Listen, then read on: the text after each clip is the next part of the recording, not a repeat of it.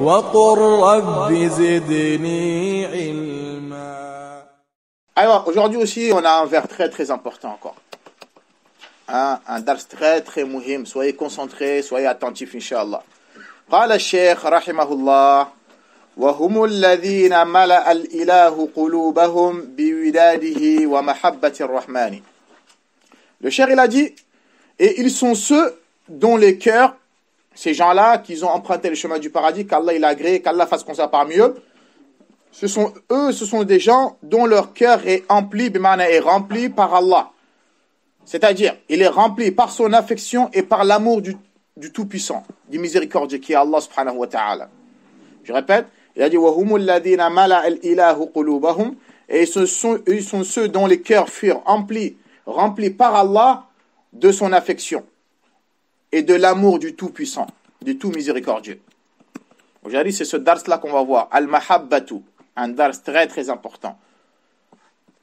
Muhim. Et ce dars-là, ce qu'on va voir, Al-Mahabba, qui est l'amour, c'est le degré le plus haut.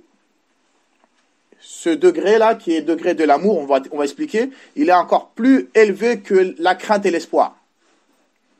Vous avez compris? Donc soyez attentifs. Notez les frères. هذه المنزلة, ce degré-là, cet itinéraire-là, notez-le bien.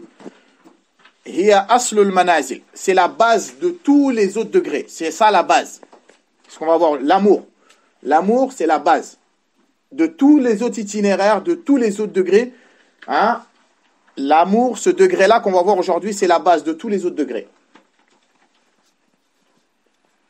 Donc notez que Al-Mahabbatu, qui est l'amour, c'est l'âme de tous les adorations. C'est l'esprit, c'est l'âme. Sans amour, l'adoration elle est vaine. D'accord? C'est l'âme de l'adoration. Et c'est le noyau de tous les actes d'adoration qu'on fait. C'est la base, c'est la fondation, c'est le noyau et c'est l'âme qui est l'amour. L'amour d'Allah subhanahu wa ta'ala. Qu'Allah nous accorde cet amour-là.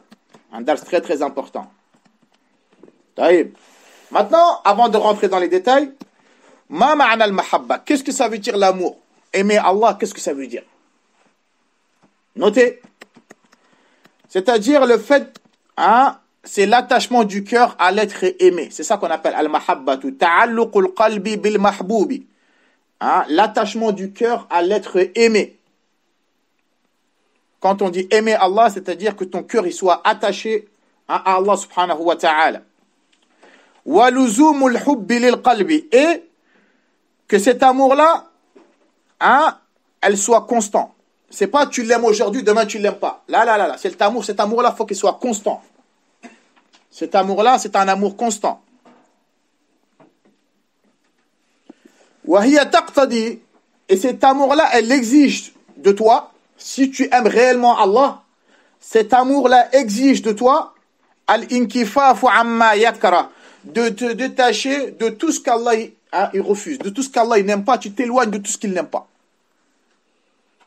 Si réellement tu aimes Allah, cet amour exige de toi de t'éloigner, de t'écarter, de te détacher de tout ce qu'Allah il réprouve, de tout ce qu'Allah il n'aime pas.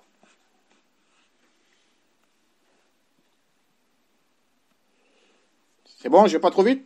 Wal mubadaratu ila ma yurdihi. Et cet amour-là, elle exige de toi de t'empresser de faire ce qu'il aime. Quand tu entends que cette chose-là, Allah il aime, tu t'empresses de le faire. Tu n'attends pas qu'on te dise de le faire. Cet amour-là, si elle est sincère dans ton cœur, elle exige tout ça de toi. Cet amour-là, c'est un amour qui doit être constant. C'est un amour qui fait en sorte que tu dois te détacher, t'éloigner de tout ce qu'Allah n'aime pas. Et cet amour-là, elle exige de toi de t'empresser. Tout ce qu'Allah il aime, tu t'empresses de le faire le plus rapidement possible. Mais, biqalbin munsharih, avec un cœur épanoui. C'est pas avec paresse ou parce que j'ai pas le choix. Non, tu le fais avec un bon cœur. Ces gens-là qui ont emprunté le chemin du paradis, si toi tu es parmi eux, tu dois avoir ce caractéristique-là en toi qui est le fait d'aimer Allah. Allah, il a rempli leur cœur de son amour et de son affection. On a dit, ce degré-là, c'est la base, c'est le noyau de tous les autres degrés. Tous les actes d'adoration, comme on va le voir, obligé, il faut qu'il y ait de l'amour dedans. Sinon, l'adoration, c'est pas considéré comme une adoration. فَإِن تَكَلَّمَ, comme Cheikh il a dit dans son charh, quand il parle, cette personne-là qui aime Allah, qui a l'amour d'Allah dans son cœur, فَإِن تَكَلَّمَ, quand il parle, تَكَلَّمَ بِاللَّهِ, il parle pour Allah. Une personne qui a l'amour d'Allah rempli dans son cœur, c'est une personne, quand il s'exprime, quand il parle pour Allah. Il ne parle pas pour se faire montrer, ou pour qu'on dise qu'il est éloquent, ou pour qu'on dise qu'il... Non, quand il parle pour Allah. C'est pas par intérêt. Voyez. Wa in sakata.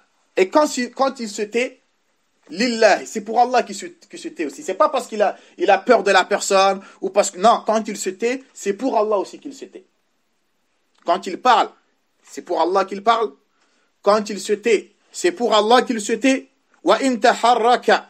Et quand il agit, falillahi, c'est pour Allah qu'il agit. Quand il agit, quand il fait du khair, tout ce qu'il fait, c'est pour Allah qu'il le fait.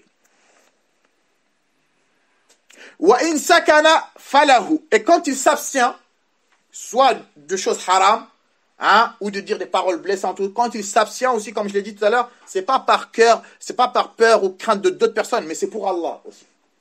Ça, c'est important. Quand il parle pour Allah. Quand il se tait pour Allah. Quand il agit pour Allah. Et quand il s'abstient pour Allah. Écrivez. وَكُلَّمَا قَوِيَتِ الْمَحَبَّةُ. Et plus l'amour est fort, plus l'amour est intense dans le cœur du serviteur, plus ton amour envers Allah est fort et intense, قَوِيَتِ الْعِبَادَةُ. Plus tes actes d'adoration ils sont intenses. Plus la personne, l'amour d'Allah est intense dans ton cœur, plus tes actes d'adoration aussi seront intenses. Et plus ton amour est faible, plus tes actes d'adoration sont faibles. C'est clair ça? Plus ton amour envers Allah est fort, plus tes actes d'adoration sont forts. Plus tu t'éloignes plus rapidement du haram, et tu t'empresses plus rapidement de faire des choses qu'Allah il a agréées. Mais plus ton amour il est faible, plus tes actes d'adoration ils sont faibles. Donc si vous voyez certains serviteurs, ils ont plus de facilité et plus de rapidité à faire ce qu'Allah il leur a ordonné, et ils ont plus de facilité et plus de rapidité à s'éloigner de ce qu'Allah il aime, c'est que leur amour dans leur cœur il est plus fort que le tien. C'est pour ça que j'ai dit, l'amour là c'est la base de tous les autres degrés, c'est ça la base. Plus l'amour il est fort, plus ton tawakkul, ta confiance en Allah sera forte, plus ton espoir sera fort, plus ta crainte sera forte. Donc si l'amour il est fort, tout sera fort. Mais plus l'amour envers Allah est faible, plus les actes d'adoration, tu vois du khair, tu peux faire du bien, mais tu prends ton temps et tu t'empresses pas, parce que ton amour, il n'est pas aussi fort. Notez, Allah subhanahu wa ta'ala nous dit dans la sourate 2, verset 165. Allah subhanahu wa ta'ala nous dit dans la sourate 2, verset 165. Là, c'est un dalil qu'on va montrer que certaines personnes, leur amour envers Allah, il est fort. Allah, il a dit dans sourate al-Baqarah, ومن الناس من يتخذ من دون الله أندادا يحبونهم كحب الله والذين آمنوا أشد حبا لله والذين آمنوا أشد حبا لله والذين آمنوا أشد حبا لله. Allah subhanahu wa ta'ala a dit wa minan nasi. Alaykoum salam. Il y a parmi les gens. Alaykoum salam. Il y a parmi les gens ceux qui prennent en dehors d'Allah des égaux, ceux qui prennent en dehors d'Allah des idoles, des égaux. Et maintenant ils adorent soit les statues, soit les tombeaux, soit les djinns. Il y a parmi les gens ceux qui prennent des égaux à Allah subhanahu wa ta'ala. Il y a parmi des gens, et on en voit à notre époque ou on n'en voit pas. On le voit, non? Il y a parmi des gens ceux qui prennent des égaux à Allah. Ceux qui adorent les marabouts, les statues, ceux qui adorent les djinns, et vice-versa. D'accord? Ceux qui adorent les vaches en Inde ou... Allah il a dit « Yuhibbunahum ». Écoutez bien. Ils aiment leurs idoles kahubbillah, comme on aime Allah. Ils aiment les idoles. Certains tafsirs, ils aiment leurs idoles comme ils aiment Allah.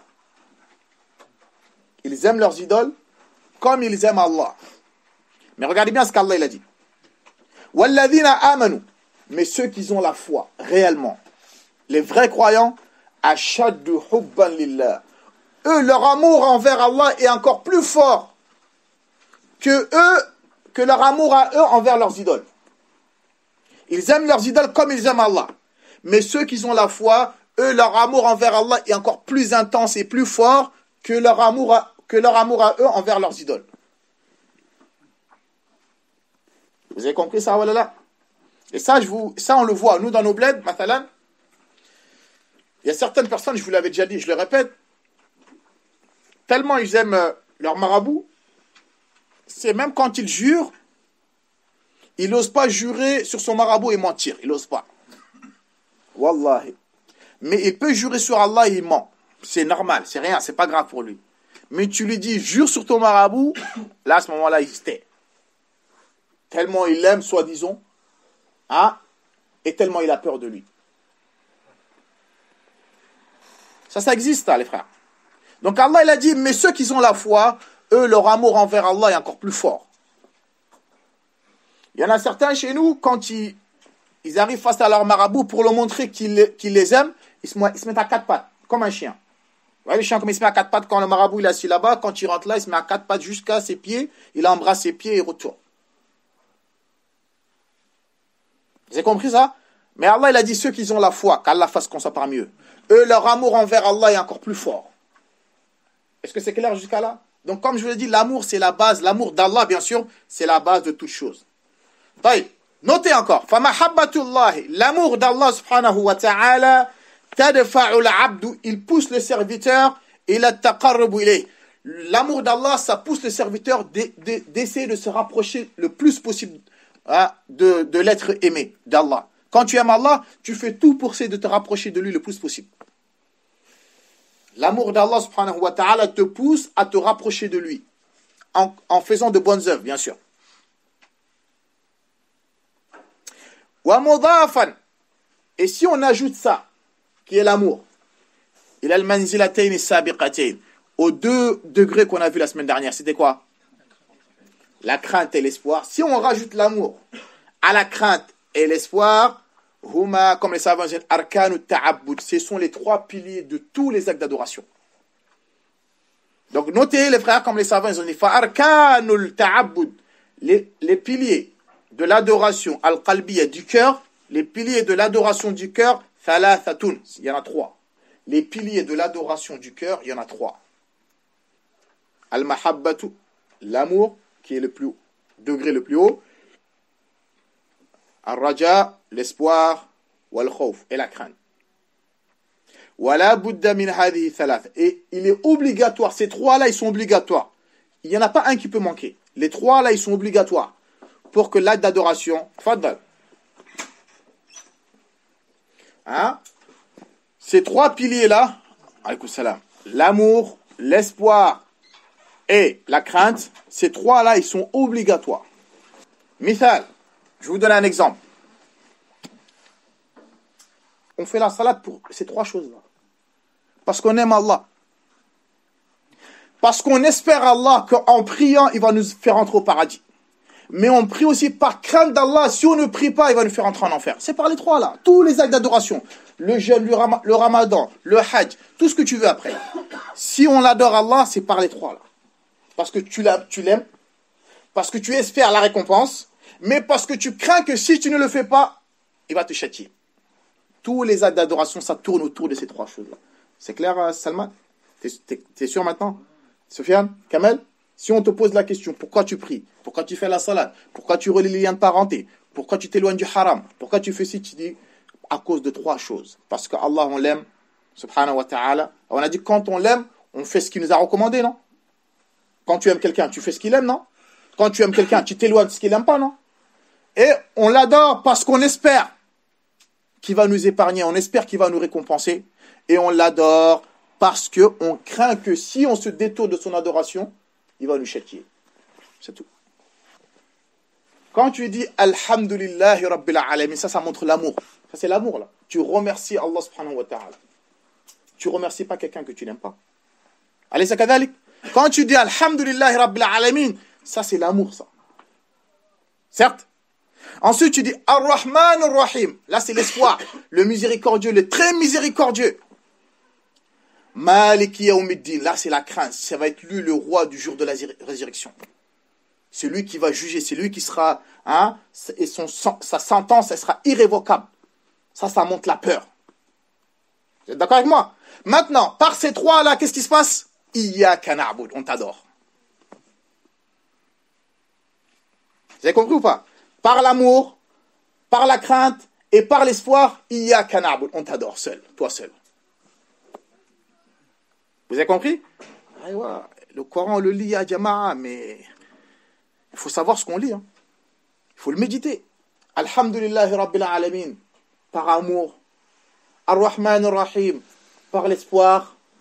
Maliki Yawmiddin, par la crainte. Iyyaka na'budu, on t'adore. Wa iyyaka nasta'in, et on demande de l'aide à toi seul. Je pense que c'est clair là. Donc tous les actes d'adoration, c'est par ces trois-là. N'importe quel acte d'adoration que tu veux, il faut ces trois-là réunis.